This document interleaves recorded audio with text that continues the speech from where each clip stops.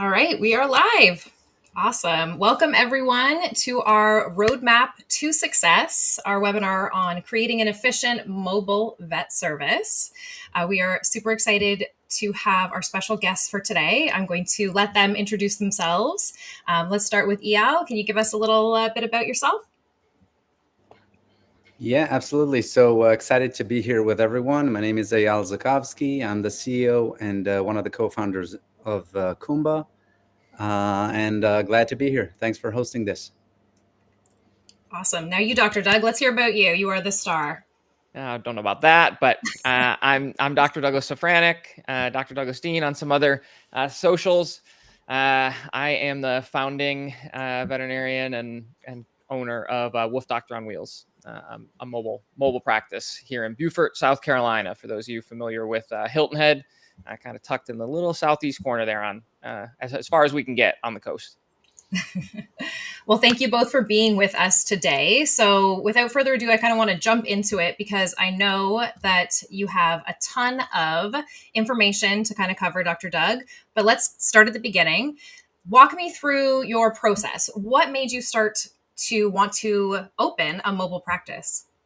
Yeah. So, I always knew at some point, I think a lot of veterinarians do, if they decided they wanted to be an owner. And I knew that pretty early on.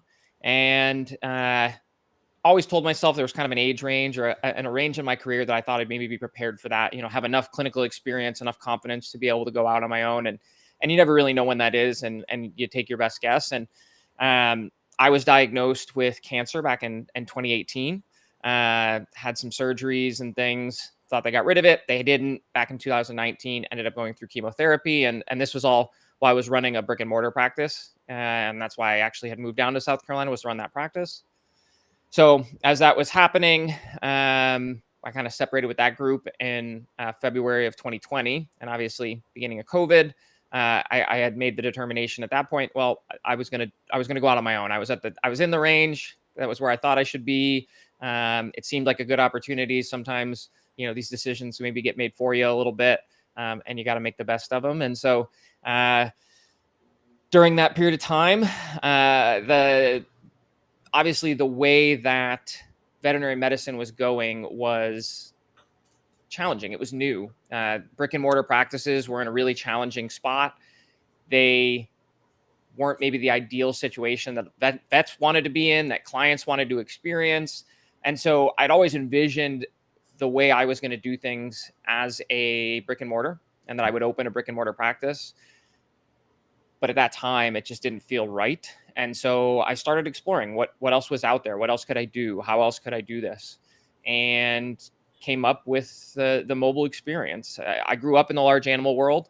And obviously, for years and years and years, that's still how everything's done. Majority of what you do is at the home with farmers, with horse owners, at their barns. And so I kind of looked back and said, well, why can't I do this for smalls? For small animal. I went to veterinary school in Ireland, so a little bit of that all creatures great and small kind of approach, and that kind of made it into my mindset. That community feeling, that relationship focus, and really mobile did all of that. And so we kind of decided that was the route we would go, and started from there. That is a great story. I think that there's a lot of nuance to a personal decision, where to go, what to do as a DVM, as a veterinary professional, what kind of practice, looking at the values, the perks. Obviously, there's downfalls of everything, and trying to decide kind of which direction you want to go to. Can you tell us how your journey has been since you opened the practice? Yeah. Obviously, you kind of touched on it. There's obviously a million ways you can do this. That's one of the fun things about veterinary medicine. Unless you're a specialist, and even if you are a specialist, the mobile route is possible, but most of us are GPs of some sort, maybe ER, maybe other focuses, but there's just a million ways to do this, which is fun, but also can be utterly terrifying when you start trying to figure out, well, what do you want to do and how do you do it? And so, starting our practice, obviously it's a new business. There's always pitfalls, and there's always some scary moments. You're definitely kind of taking a leap of faith. as soon as you start something like this and hoping it will work. It's any new business. That was Digital at one point. That was Kumba at some point, right? I mean, you're starting these things and you have a vision and you hope that it will work, and you're kind of trying to will it into existence. I think that obviously everybody's experiencing the current economy, so that's been a challenge, especially on the veterinary side. We came out of maybe one of the strongest times of ever in veterinary medicine. Everybody was at home; they were staring at their pets. They didn't have anything better to do than to worry about Fluffy and why are we limping and what's going on. And so the veterinary world was clicking, and we've come off of that a little bit. So I do think also, the client expectations over the last 4 or 5 years have changed significantly. And I actually think that, that kind of leads into mobile practice and some of the things that we have to offer. I think it allows us to offer kind of a low stress environment that these clients are looking for. Clients, again, they just came off of this experience during COVID where they weren't allowed inside with pets. They were often having to, give pets away at the door or out of their car. And they weren't able to be a part of the experience. And so I think that has kind of come back with a vengeance for clients that they really want to be engaged and involved. And the mobile world has allowed us to offer that. No waiting rooms, no other barking dogs, no excessive smells, kind of that fear-free, again, per idea. Clients don't maybe even know the name fear-free. I think they were getting more familiar with it, but there's also a couple other, lower stress handling methods out there, not just fear-free. But they're more familiar with that at this point. And so I think they very much want that experience, and we've been able to offer them that with our mobile setup. I think that's a huge piece of what the mobile setup does offer pet parents and clients. I mean, I can speak from experience. My own personal cat would poop in his carrier every time I tried to take him to the vet. So it really didn't take me long to find a mobile service to come to my house. And it was like night and day. It's a completely different experience, right? It's more personal. Again, you don't have that stress. You don't have those clinical smells for your pet. It is really kind of optimal. It's an optimal setting to have any sort of exam done, or even some, easier procedures that can be done in the home as well. What do you think about filling a niche? Like, what kind of niche would you say that your practice specifically fills, other than, considering the benefits kind of broadly? Yeah, I think when we got this started, I had a vision per se, or I guess maybe a perception of the niche we would be filling. And I can tell you that I was very wrong. The niche that I expected to be filling, we're, again, located in kind of retirement country. Right. We're among the golf courses and the water. And so, most people, this is that snowbird land between here and Florida. I mean, most people, that's what they do here. I mean, we have one of the largest 55 plus communities, just basically down the street. And I expected that would be the absolute bulk of our clientele. And that would be really the niche we would fit, kind of that older client, 55 plus. I guess depending on who's on this call, I normally would refer to that as elderly, but I will be a little cautious to say that. I mean, my parents are there and I never even view them as elderly at this point, but I guess technically AARP cards show up at that point. So I expected that would be really who we would be focusing on: retirees, older owners that maybe getting to the vet was more challenging, and that had kind of that extra income, right? Or a little bit of that looser budget potentially, where they weren't worried about as many things towards the end of their career. They have those retirement bundles, and that's who I kind of expected we would be targeting. And what I didn't perceive and what I really didn't appreciate was the number of young families that this really hit. I expected maybe there'd be some young professionals that would, again, have a little bit of that extra income available to where this would be something they would be interested in for convenience. I just never appreciated how valuable this would be to young families. I mean, I joke at this point, but like the number of like naked kids and, babies running around in diapers and, bouncing on top of the back of my head. And, like we're in the home, we're in with these families, and, you get mom, especially for us, we're a little bit towards a military town. So mom or dad, but most of the time we do see it's mom, maybe with a child or 2 or 4. And even if that's 1 dog or 5 dogs or a dog and 2 cats, whatever it may be in the home, it's so much chaos to try and bring into a vet office. And so they're just trying to get through the day and not lose their sanity. And we can offer a major assist there, one that I never appreciated we would offer, and they find this service completely invaluable. The biggest difference for them is a small travel fee, but the cost value of that travel fee is huge. Mhm. And that's, I would tell you that that's probably the majority at this point. We probably see maybe 60% young families, and Oh, wow. I never in a million years would have guessed that that would have been where we would be most wanted and needed.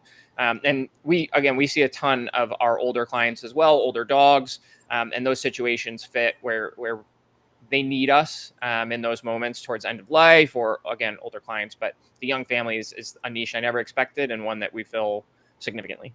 That's really interesting. I mean, obviously, as someone who has a young family, I can completely identify with that.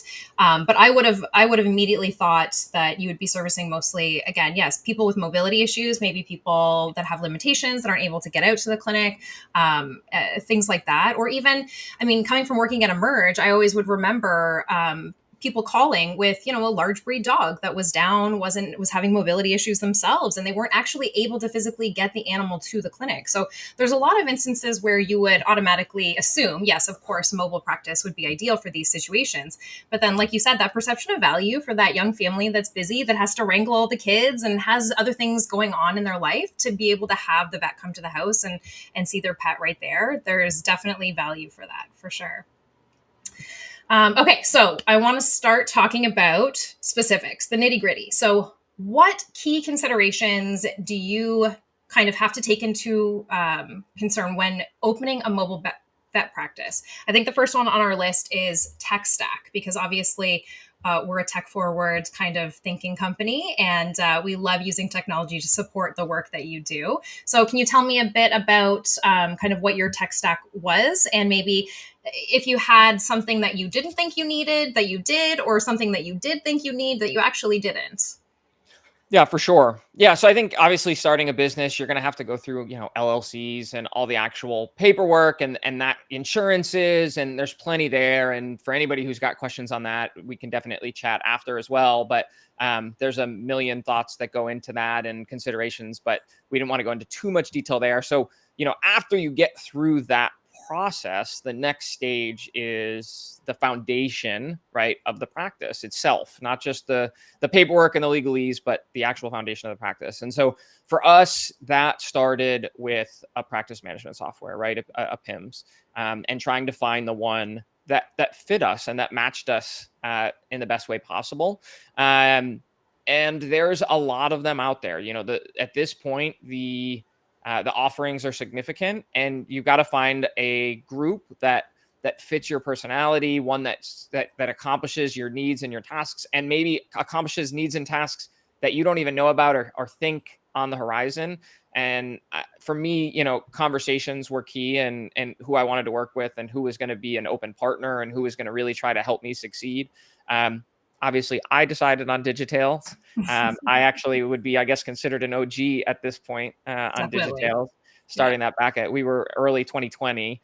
I think, at that time, I was talking directly with Sebastian most of the time. And for those of you who don't know, Sebastian is CEO at Digitail. And I think he had like 4 or 5 employees alongside him. And obviously that has changed significantly in the last 5 years, which again is great for the path that Digitail's on here. And so I think for us, that was kind of the key foundational piece.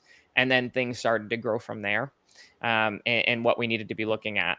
And I think some of the things I didn't appreciate starting this was the amount of manpower, daily administrative time, and I guess overall headache that route management was going to create. And so that wasn't something that we actually looked at until later. I mean, we were talking about it at the beginning, but we admittedly, back in 2020, we weren't finding great success in a partner there. There were a couple groups that made some promises, but they just never actually materialized. And well, a couple years later, here comes Kumba, and that's been a match made in heaven for us. I think from the additional tools and things we've looked at and we've played with, we've seen a lot of transition through how we do our remote administration and our remote triage. So, getting those telephones answered, that's been something that we've had to learn. And that's changed as we've grown. When we started, we were doing a lot of answering ourselves, trying to do that in between appointments. I started this. It was myself and my technician, Jessica. She was a technician with me at a previous practice. After I started this, contacted, and she was able to, I guess, willing to take the leap and jump on board. And yeah, at times it was just the two of us in our truck, and I'd be an appointment and she'd be trying to manage the rest of it out in the truck, or vice versa, depending on the situation and what was happening, trying to answer calls. That progressed into bringing in, outside help. I at one point I elicited my mother to try and play interference on the calls because we were trying to figure out how to do this, right? How is it going to work? And finding a group of remote folks that were going to work for us and work with us well. And at the time, again, we were still trying to find some of those, and that's progressed a lot. And we've gone through some iterations of that. Currently we use a group called Mascot that has been wonderful and fantastic. They have been wonderful for us, but we've had conversations with a bunch of other groups. There's groups like Virtual Vet Techs out there, Guardian Vet. At one point we tried to have a relationship with Hello Rach that worked. And I think in a lot of clinics, you'll see that something like those remote administrators can be really beneficial. It's just finding what works for you. But that was the other big headache for us, was really trying to figure out how to answer those phones and have somebody help us manage those routes prior to our process now. And then, as you work your way through this, having a telephone service, that itself is something significant. You really have to consider. Those VoIP phones at this point make life a lot easier. You don't have to be giving out your actual cell phone number. You can separate your life and your work and life a little bit. It definitely, obviously, when you're at the head of one of these things, you're owning this, and you're trying to not only run the practice, but also be the doc in the practice. There's a little bit of a lack of maybe separation at times, but we definitely do our best. And the VoIP services definitely have helped. We started out with a couple different options. We went through Google Voice. We utilized Line 2. We now use Open Phone. That's worked really well for our remote team. But I know other folks use Weave, among others. There's a ton of options there now that are really good. It's just finding like what works for you, what works for your budget at the time, and also knowing that one of these may not fit all, and one of these may not be the end all be all. You can start with something inexpensive and progress as your needs grow, realistically, without clients ever feeling a glitch or knowing it's just completely a back-end service. But for us, Open Phone's been really cost effective. It allows us to scale well as we grow, bring in people from other places. So we've really liked that. One of the big struggles that we found early on as we've grown has also been trying to figure out our best communication tools internally and externally outside of just phones. And so emailing and texting and chatting, clients expect communication. They just do nowadays. It doesn't work to say like, oh, I'll call you back and when we can get to you, we'll answer the phone as we can. That works to a point, but that tends to send clients other directions when they're not hearing back.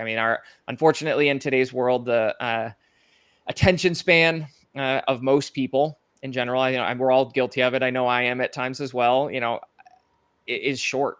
It's really short. And so if we're not getting immediate responses and immediate satisfaction in that response, clients look elsewhere. And so communication has been a big key for us internally to make sure that we know who's contacting and who's responding. Digitail definitely helps with that. They have an internal chat there that can definitely function and help us tag things. We've also found the need to bring in some outside team management, being that our whole team's remote. It's one thing when you're in a building and you can pass things off, person to person, or that a client's navigating through a clinic, but being fully remote, that definitely creates its own challenges. That's a little harder to communicate. And so we very heavily use Google Workspace and Google Chat.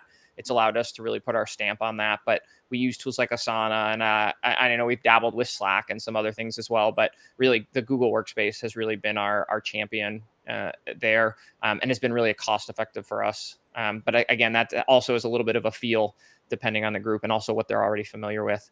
I think we started with something like Google because it worked so seamlessly with everything. It integrates well with Digitail. It's integrated well with all these other services. So that's why we liked it as a kind of a mainstay.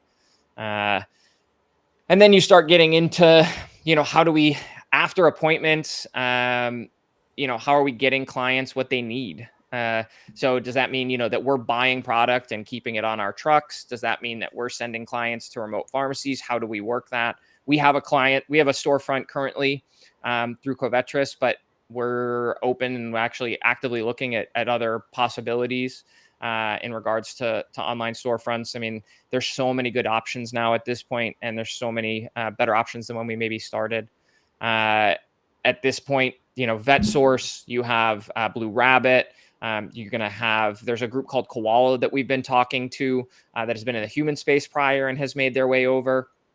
Obviously, you get into the Chewies of the world as well, and the pet meds, and there's good and bad there, and that's not really a conversation. I could go on there for a million years as a small business independent practice, but those are viable options too. Clients know it, they like it, so it's a matter of finding ways, in my opinion, to integrate it into what you do.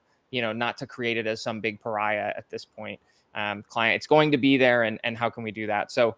And then I think from a buying component, if we decide you're talking about just stocking these trucks, again, possibly purchasing product, including preventatives, you need to have partners there. So I'm actually a board member for a group called TVC, the Veterinary Cooperative. I've actually only been with them for the last couple of years.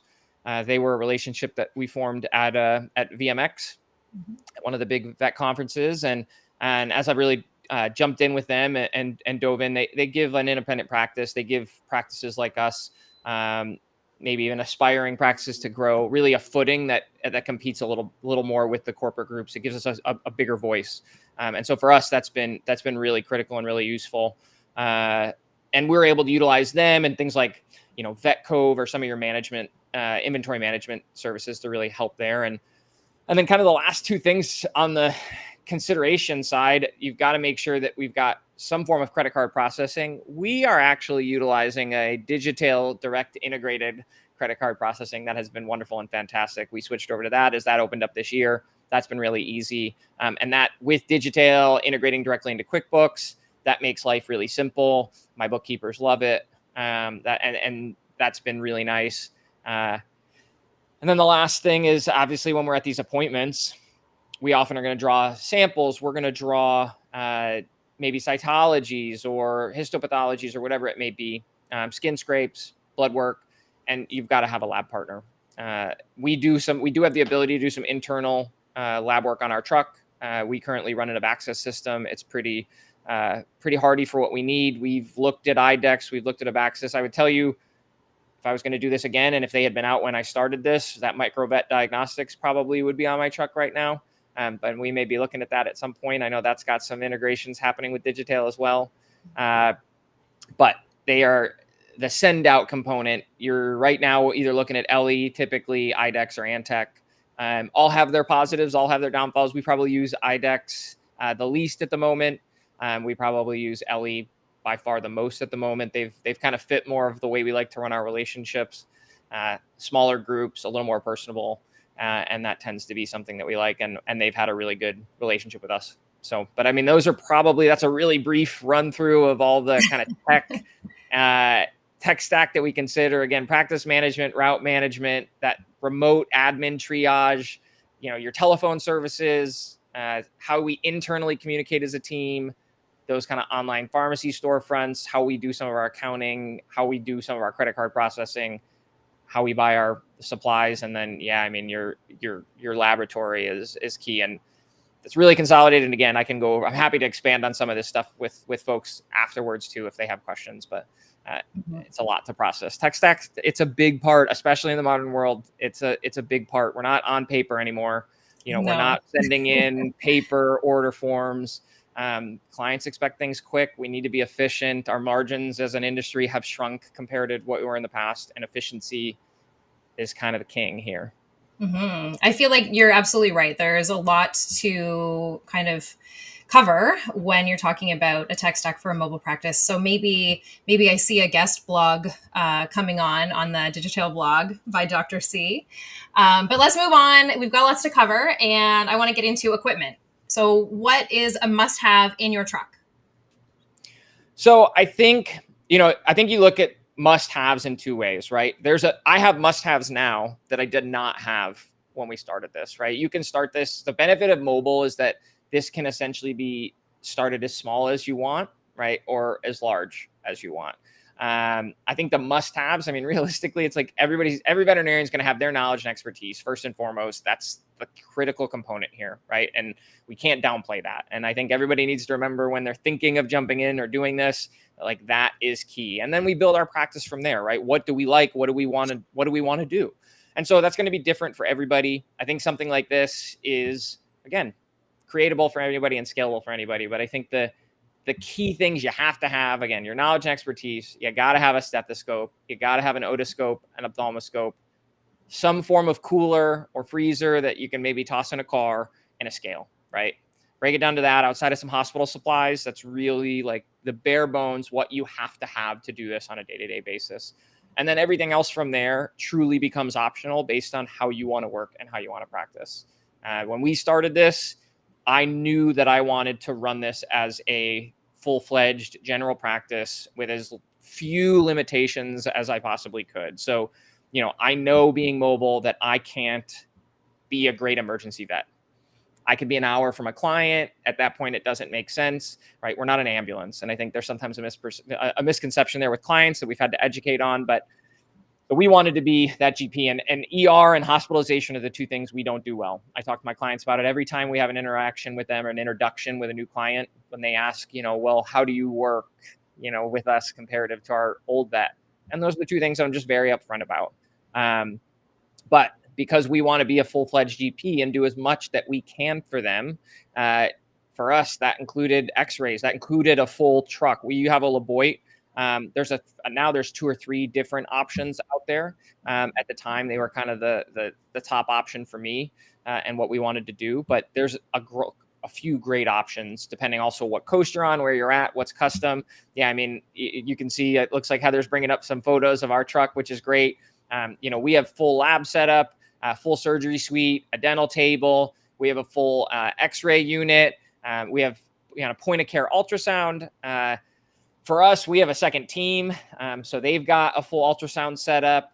We've got laser therapy. We've got pulse electromagnetic frequency therapy. You pretty much name it on the general practice side of things, and we're utilizing it. So for us, that was really the goal. And again, you can kind of take this as small or as large as you want to go at this point. And that's, I think for us, that was really the key. We wanted to offer everything that a regular brick and mortar would offer and have full access for clients in their home to the care that they needed. Nice. That's it's a pretty impressive setup that you've got there for sure. And then also, since we saw some of your amazing staff in those photos, I want to get to staffing, because obviously you can't run a mobile vet practice completely solo. You need some support. So, and I know you have an amazing team. And I know, like, our first conversation that we had back at VMX last year, and you went on about your kind of tech empowerment philosophy, which was even before the tech empowerment guidelines. So you were kind of ahead of the curve on that one as well. So yeah, tell me about. I like to think that they got that from me, but I'm going to guess. Completely. I can vouch for you there for sure. Well, appreciate it. But tell me, how did you go about building an efficient and compassionate team for what you're doing? Yeah, so I think, you mentioned that you can't do this solo. I think you can, right? But I think we start getting into quality of life, and you start getting into burnout and like all the things that mobile can be to prevent some of those things. You can do it solo, but I wouldn't recommend you do it solo, right? It definitely is. It can be a very lonely road and a very stressful road often for that. So, I think for our team and how we've built it, for me, I very much work on relationships. I very much work on networking, and not only doing that at the VMXs of the world, AVMAs, Western, wherever you may be. I mean, there's opportunities if that's smaller state-run conferences. Like, I think that type of networking is critical. I think the earlier you start that, the better. This isn't like a retirement account. It's not going to hurt you if you start it later, right? You want to make sure that you just get relationships started as early as possible. And you don't have to be a major extrovert to pull that off. You can find like-minded people anywhere you go. at any of these groups, right? I mean, you see it. The more of these events that I show up at, the more critical it's been. And so I think that's been a big key for us locally, right? We've been able to find that locally as well. We're big into community care. So I'm not worried if my clients are going elsewhere to necessarily get their care. I just want to make sure they're seen. And so we really try to also keep a positive relationship with other veterinarians in the area. As other people have maybe looked for opportunities outside of their current setup, they're just unhappy where they are. Maybe they just need a change, feel like they're not being utilized. That creates opportunities, right? We're not necessarily poaching people by any means. That's not what we want to do. But we are looking for good people as they're maybe looking for a new opportunity, and making sure that we maintain those relationships and people know that we're there. And so I think most people will know that if you're in a community long enough, the veterinary community is a lot smaller than you think. There's a lot of people that shift around, and it's often because they're just not finding what they want and what they need. And so I think being a possible landing place for good talent is always key. Jessica was somebody that I worked with. Our main technician, Jessica, was somebody I worked with for 5 years. She was the first person I hired when I ran the brick and mortar practice. As we were basically establishing that it was a bought practice, but essentially a de novo based on where their clientele was at. And that's been a good relationship, and I've been able to pull her over. And then our next hire at that point was our practice manager, Katie. I met her networking with a corporate practice. She was a friend of a friend we just met at an event locally. And, myself, her, another practice manager, a couple other folks went out for a beverage after that meeting.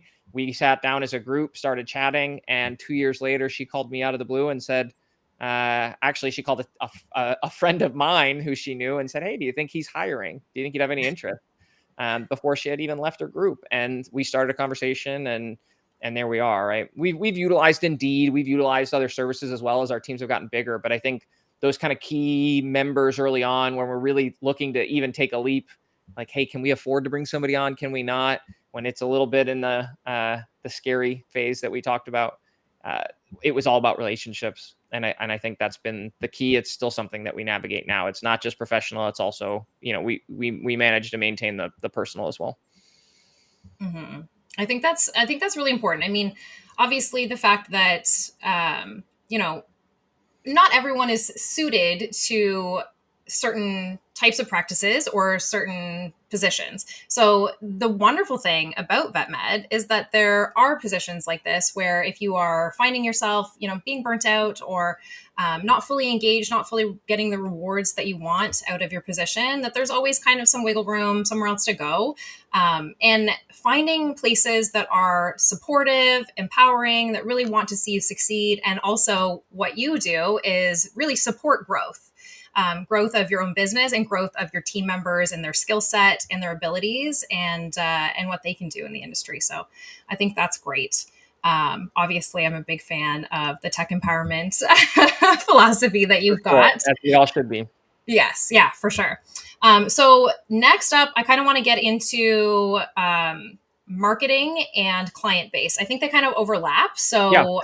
If you want to take off on that, we've got a lot to cover. Yeah. No, for sure. So I think, the big things for us, especially as a client base and marketing, it's like, how are you attracting clients? How are you retaining clients? I think that's a big thing as any startup. If you're looking at doing this, if you're an established mobile, how do you retain? What's the best way to do that? If you're a new client or new clinic, how are you attracting? And even established clinic, you're always looking, very rarely are people actually able to close their doors and say, yeah, we're not taking any new clients. We're in a very transient area. We have a military population, so we're constantly losing and constantly gaining. And so, I think the big things for me, utilizing what you have without having to heavily spend. So I think early, if you're thinking about doing this, a wrap on your vehicle is critical. If you have something like I have a 26-foot billboard, right? I get to drive that around daily. So really targeting the areas that you want to be. That may mean sitting at the grocery store outside of that retirement community that you want to and doing your notes in that parking lot because you have a 26-foot billboard sitting in, plain sight. The number of people that I have that have come and knocked on that door, seeing me sit in that front seat and say, hey, what are you actually doing? And starting a conversation, giving out a card, and that's actually become a client, right, is heavy. The same thing at a gas station. same areas. Those are heavy populated areas. People are in and out constantly, and they have the time to stop, look, and potentially chat. And so we've utilized that significantly, not only early on, but even today. We will do that a lot of times. If we have time for lunch, we'll make sure we stop at one of those spots, because those are places that people ask questions, and that's how we gain clients. And so I think it can be simple things like that. Community engagement is big. We've done things like our Christmas parades. Every year we try and get our truck and dress it all up. Sometimes I did Dancing with Our Stars this year to support the Child Abuse Prevention Association in our town, and alumni award. We actually did well. We didn't embarrass ourselves. That was great. I guess that was maybe key to getting clients. That could have gone either way. You got trophies. I have we got a trophy. here We got a with trophy. trophies. It was fun. It was fun. But again, those kind of events, just making yourself as visible as possible, right? Both in your truck and both on you. It's not just the practice that people are coming after. They're coming to see the veterinarian. That's who they build a relationship with that matters. And so, that may be just other related businesses, other animal businesses, some groomers, or it may be something as simple as, your boarders and your daycares, and they have events, or they're doing something at a rescue, and making sure that you partake. And do what you can to get your name out. Those things matter. People see that. And then word of mouth, because of those things, spreads like wildfire, especially when you're talking veterinary care. It's no different than you have a great experience with a human doctor. People will know about it. It will be on their mind. If it's a good relationship, if it was a good experience, it will get passed around. I always tell people, once we're in a community with 2 clients, then it starts to spread, and you watch it spread through the community, and we get more and more phone calls because people talk. And so making sure that you target the areas you want to be with something as simple as this. A wrap goes a long way on a vehicle. Even if you start with a small personal vehicle, make sure it's put in your business, talk to your accountant, get that wrap written off, but it's the easiest advertisement on planet Earth if you place it right. And then from there, you can talk about Facebook, Instagram, Google, do all of that. We haven't really done any paid marketing. I mean, all of our stuff has been kind of guerrilla tactic, word of mouth, and it's allowed us to establish a very good clientele base and a very good reputation in town. Mm-hmm. And I know you really harness the power of social media. I know you're very consistent. You've got your word of the day, quote of the day. Yep. And I always see your face pop up when I'm scrolling on Instagram or Facebook. So I know that you are consistent, and you've got really good branding, really clear vision. You've got a really good personality. I think that's really important as well when you're trying to set yourself apart from everyone else. Yeah. And I think there's a lot of people in the veterinary community that maybe aren't geared the same way I am. I consider myself an extroverted introvert. So I can do the extrovert thing all day long, and then I just need like an absolute shutdown to recharge, right? I'm not truly extroverted. But there's going to be plenty of people that aren't, and they're not an extrovert. And you can still, just like you said, your brand, those things can do a lot of the legwork for you. Even if you're an introvert in that way. And then I think, we do talk about too, like from a staffing component that gets into this a little bit, also hiring people that maybe do things better than you do, right? I do the extrovert thing pretty well. And so I've managed to find some people that maybe do some of the more detail oriented introverted things well to navigate that. And that's all part of that guerrilla marketing too. You may have people in your practice that's like, hey, I need to bring somebody in that can help me here. Somebody who's got that personality and that helps me not only in the clients, but yeah, they'd be super excited to film some short things and make this work. So definitely just finding those people around you. And for me, guerrilla marketing has been key. Brand, message, all of the above. Mm-hmm. Yeah. And just like you said, I know one of the hardest parts of my job doing social media for the clinics that I was working previously at is finding anyone to be on camera other than me. It was always a challenge. So there's always workarounds. There's always one in every bunch. And I mean, honestly, come on, guys, like we're treating the cutest of cute. You can always throw, a cute little dog up there. Owners usually are thrilled to give permission to have their shining star be special guest on your Instagram page. So don't hesitate to ask. Okay. Okay, so we've got about 5 minutes left, Doug. Yep. I know we want to get to what Eyal's got to present for us. So I know there's a couple other things on our list here. Is there something specific that you wanted to cover? Yeah, I mean, I think one of the benefits here significantly from a both technician and veterinarian kind of job satisfaction side of things that mobile offers, I think empowering, we talked about that, and we talked about it in a previous webinar. And again, I'd be happy to talk about how to maximize that. But technician empowerment is critical to a lot of this. what we do. We have a standalone technician team. We really empower them to work at the absolute limits of their license, utilize their skill sets, blood draws. They do ultrasounds for us. They do laser therapy. And so because of that, my goal is to make sure that they never want to leave industry. They're paid well, and they help be producers for us and take a lot off my plate. They make us much more efficient. They remove some of the less efficient or maybe less cost-effective procedures and visits off of my calendar, allowing me to really maximize what I do. And they also help me maybe take the occasional day off, right? I can still be treating remotely through them with clients that we have an established veterinary client-patient relationship. So that's been huge for us. They're happy and working. I'm happy maybe also on the golf course, checking my phone intermittently, right? And allowing me to do some of that work. And so I think from a veterinarian's job satisfaction side of things, it's one of the things that helps me prevent being burnt out. I'm not seeing some appointments that maybe I'm like, why am I here doing this nail trim, or why am I doing this anal gland? In the mobile world, that happens. And it's something that early on I had to do a lot of until we got a little more established and we were able to really to get the technicians out there doing those things, again, along with my follow-up blood works, my pre-op blood works, and they build their own relationship with clients. And so they have a great relationship as well. And so I think those are some of the really big keys to what mobile is. We don't have a door that clients know is going to be open 9 to 5, right? So if I need to, turn myself off for a couple hours, if I need to go do an event, if I need to go do a doctor's appointment, or I need to take some form of personal time, I'm able to set up some of these procedures now, some of these part of that tech stack, that administrative remote team, that we're able to continue to communicate, continue to work with our clients, even if I'm not necessarily in the building per se. And so I think that's probably some of the biggest thing I would give as an advantage to the mobile side, really that burnout prevention and maximizing our veterinary technician skills. It keeps both vets and their techs very, very happy. And that's really our goal. So. Absolutely. Now, one thing I did want to mention is what's next for WoofDoctor on Wheels. Are you thinking about franchising? Is that kind of the direction that you're looking at? Yeah, I think long term, that's exactly the goal. We're trying to create a standard set of operating procedures and again, relationships with vendors and everything we've talked about today, that we can help someone who's maybe a little scared of taking that leap, or because it's a big jump. To where they'd be able to work under kind of an established brand, an established banner, but make it their own, right? It wouldn't be typically the standard practice where it's like, nope, this is exactly how you have to do things, and these are the reasons, and this is the SOP for how you have to treat. You could do this as an acupuncture vet, or as a more Eastern medicine veterinarian. You could do this rehab. You could do this wherever your interests lie. It's really just a matter of setting standard protocols, helping establish that back end, taking a lot of the stresses off of veterinarian, allowing them some ownership, equity in what they're doing in a private setting, in a private veterinary, independently owned mindset, but kind of letting them do their thing. So it's really what our goal is. And again, relationships with groups like Digitail and relationships with Kumba really make this what I think it can be, and it's what's exciting and what we're building forward to. And now the integration between Digitail and Kumba is super exciting. It's something that I've been pushing for since both of these relationships been put together. And so for me, it's been a super exciting, I guess, little brainchild of maybe my own, even sitting on the outside as you guys have been working on this.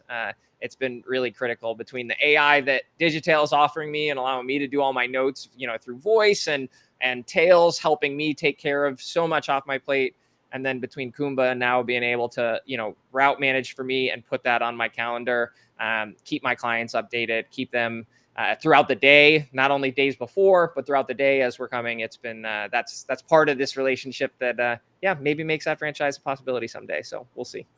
Awesome. Thank you so much for taking the time. Now, I definitely want to have Eyal go through kind of the integration. As you said, you've been a cheerleader for this integration for quite some time. So this is very exciting. So I'll pass it off to you, and you can kind of show us the ins and outs and how exactly it works. Yeah, absolutely. So thanks everyone for stopping their day and hopping on this call. And thanks, Douglas, and thanks, Digitail, for hosting this. And today I'm here to show you how everything that Doug just talked about, how we can kind of help you guys with one of the top pain points that you have. So in terms of what we're doing today, the first thing, everything that Dr. Douglas discussed, Kumba Kumba started from kind of a personal story that we've had, and we've seen how amazing in-home care is for the animals, for the pets, obviously for the owners, and also the visits themselves were amazing for the doctors. So we just went out and said, how come not all pet owners are using in-home care instead of just going to the clinic? And we just went out and understand kind of what are the top pain points, what is preventing them from doing this, because this is amazing. And this is when we understood that the scheduling process and the routing process are one of the top pain points. And that's when we decided to tackle those first. But we are looking at the world from the mobile practice point of view. Everything that Douglas just described it's on our roadmap. That's what we want to take care of. Increase the world's capacity to in-home care. So just real quick, what we'll review just how Kumba works and benefits. We'll demo the app and kind of back office desktop version, next steps, and kind of pricing and a promotion that we have for today. So bottom line, Kumba is an AI scheduling layer on top of your practice management software that helps you spend more time in home with patients and less time on the road. So I'm not going to go into this whole flow, but just real quick from left to right, what we're helping you do is better shape the supply and the demand. So by integrating with digital, we understand who your clients are, your patients, medical records. We understand their preferences, and that's one box, the demand. Then we ask you, where are you working, general working area, working schedule, what are your preferences? So you do, this is the list of your services. For wellness, you need 30 minutes. For euthanasia, you need 90 minutes. And then we take that box of demand, box of supply, put it into the Kumba brain, and you get kind of a scheduling page or a scheduling link that I'll show in a second that is creating much more clustered, optimized routes. And you can see it on the app when you're on the go, and also desktop version for yourself or for your kind of back office team if you have one. Okay, real quick, benefits, saving you a lot of time, saving you a lot of money. So between 30%, we have 30% of clinics with 30%, clinics with 80% of appointments being scheduled online. So that's pretty amazing. Imagine 80% of your phone calls will now be scheduled online. You get 24/7 scheduling, shorter phone calls. So if someone calls, we've taken care of that, and now it's much shorter. Automated routes and planning and optimization, and also reducing operational costs and a lot of other great stuff that I'll show in a second. So this is what we'll see today. The scheduling page, that's something that from now on, it's recommended if you use Kumba to embed on your website as a floating button, as a widget. Put the scheduling link on your social media, use it for reminders, use it as email signature, text, and all that. Get clients to schedule online. And today we'll see the app and the admin real quick. So I'm just opening the app 1 second to show you guys. 1 second. We've had like a workaround to get this done. Screen sharing. Yeah. So sharing the entire screen. And now let me know if it works. It is. Okay, so our goal eventually is, whether you have iPhone, whether you have Android, we have a native app. Our goal eventually is for you to wake up in the morning, get your coffee, and get your schedule ready for the day without doing much to get this done. So what you see here, this is how it looks like, the app. You can see here that the appointments for today are already numbered, and you can already see the route. You have a list here of all your customers or all your clients for today. And going into the details a little bit, you have on the left the ETA. So we know exactly when you're supposed to arrive, but we're giving you the option to say, I want a 1 hour ETA or a 2 hour ETA or a 30 minutes ETA. So really everything is customizable. On the left, you can see the drive times in between. And also on the right, you can see different times. So for Jennifer, you can see 3 hours. And for Kim, you see 2 hours, and Dan, it's 40 minutes. Because when you look at, you dive in and see that for Bentley, Jennifer's dog, it's a dental appointment. So when they go and try to schedule dental, the system is looking for a day with enough capacity to have a 3-hour appointment for dental. Other things that you have here, if you want to add a new client to a specific day, you can just do it, add a client, or add from an existing list or a new client. Now, if you go and edit the route, that's what you'll get like a few days before. Obviously, everything is customizable. So you can also edit the route. And if you think that 3 hours are not enough or too much, you can also change the visit duration. Instead of 180 minutes, just make it 2 hours, 2 hours and a half. So everything is just customizable, and you can obviously affect your day. You can just drag and drop and change the order of the visits. So the thing is, when you go back, right now I am going to lock the route back.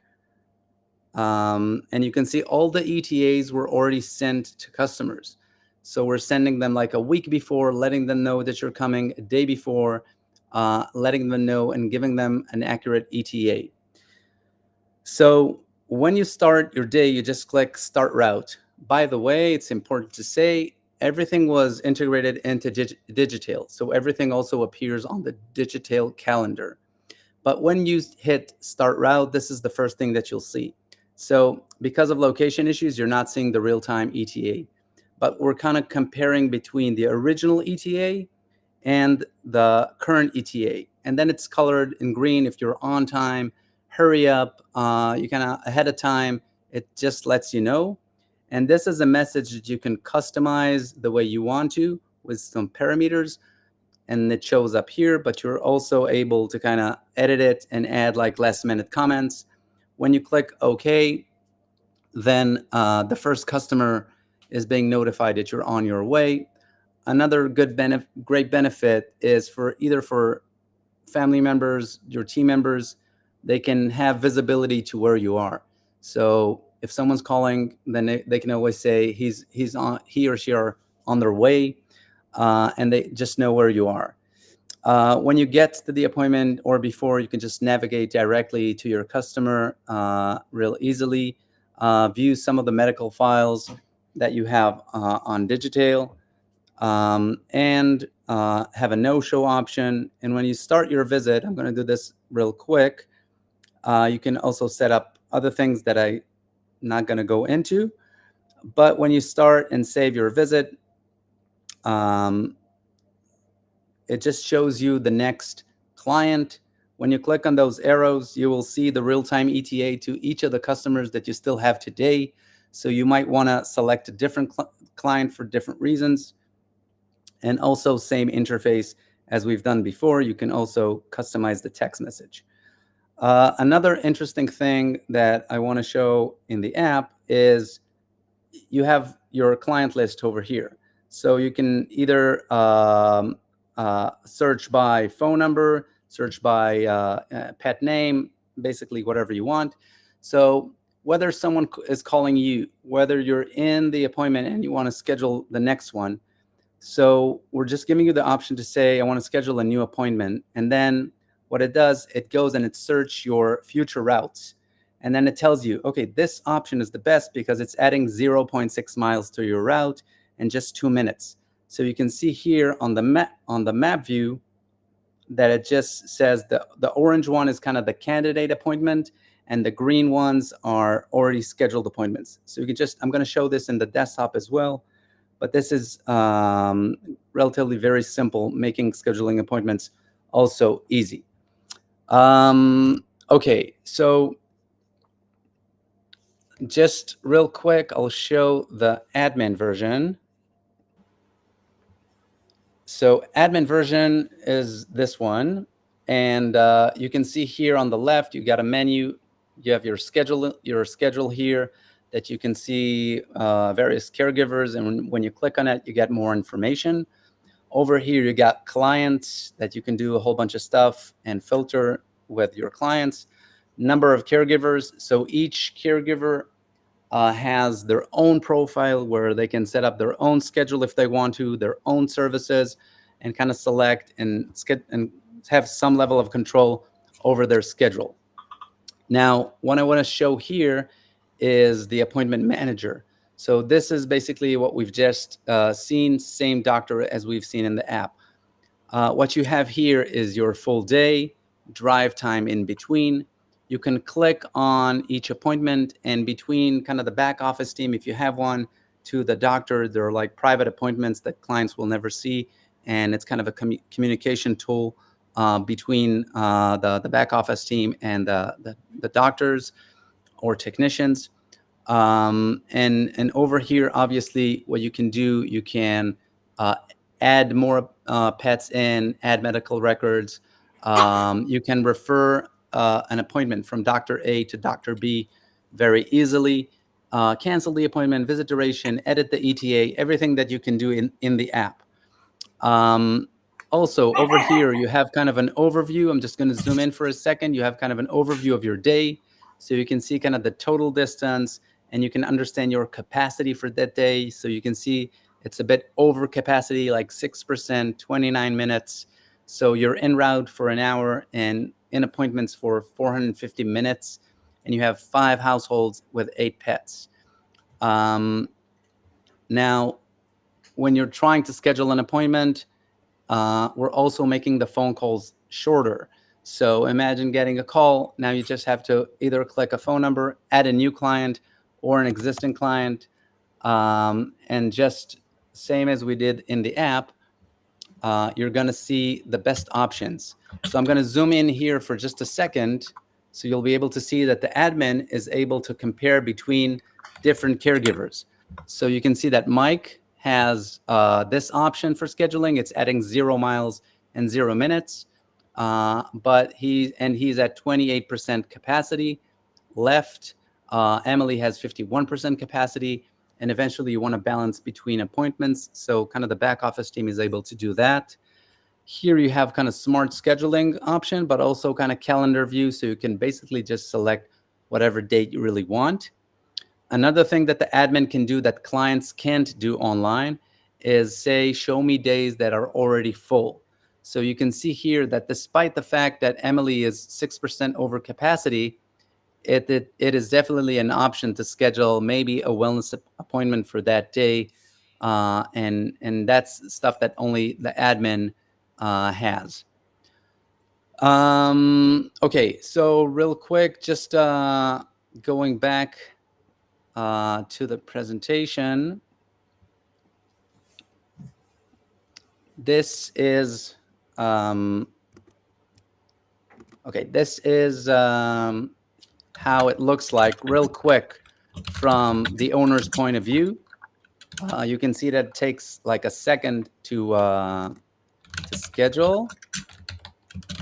So real quick, just when this is a technician in Canada who's using this. This is a real client. When they log in, just phone verification. If they're an existing client, we already bring up all the details. Don't really have time to explain all this, but you can see that it takes client, even if they're confused, even if they're still looking for a date, it takes them like a 60 seconds, 90 seconds to schedule an appointment. When they select their preferred time, they have their full calendar. Different areas get different availability. They select what the visit is for, and then within 90 seconds, you got an appointment scheduled, saving you a lot of time. Okay, so next steps. If somebody's interested in the integration and using both Kumba and Digitail. So we have kind of a value-based pricing.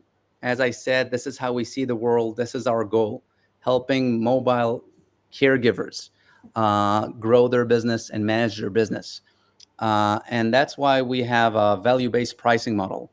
which kind of aligns our interest. Whenever we're helping you schedule, that's the only time we get paid. So also helping clinics who are just getting started. If you have 10 appointments, you're only going to pay like $10 a month. And we really like it because it kind of aligns our interests and makes sure that we're continuing to develop the right product. For the first 15 clinics joining through Digital, we have free usage until the end of 2024. So if somebody's interested in getting more details, they can just go on our website and just schedule a demo.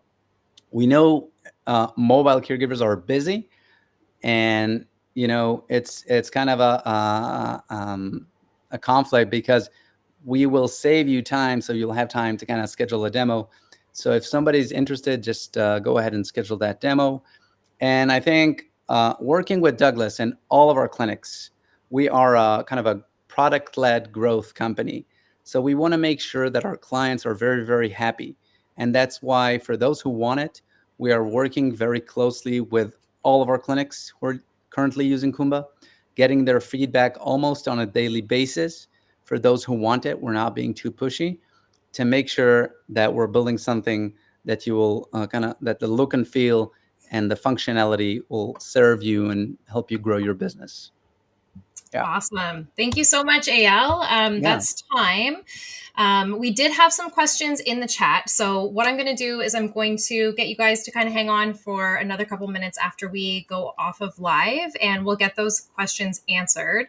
And as I said, keep an eye on the Digital blog, because I will be hitting up Dr. Cifranick for a guest blog kind of outlining what he's gone over in this webinar. But thank you guys so much for taking the time, and thanks to everyone for tuning in. We'll see you at the next one. All right. Thanks a lot. Thank you. Thanks.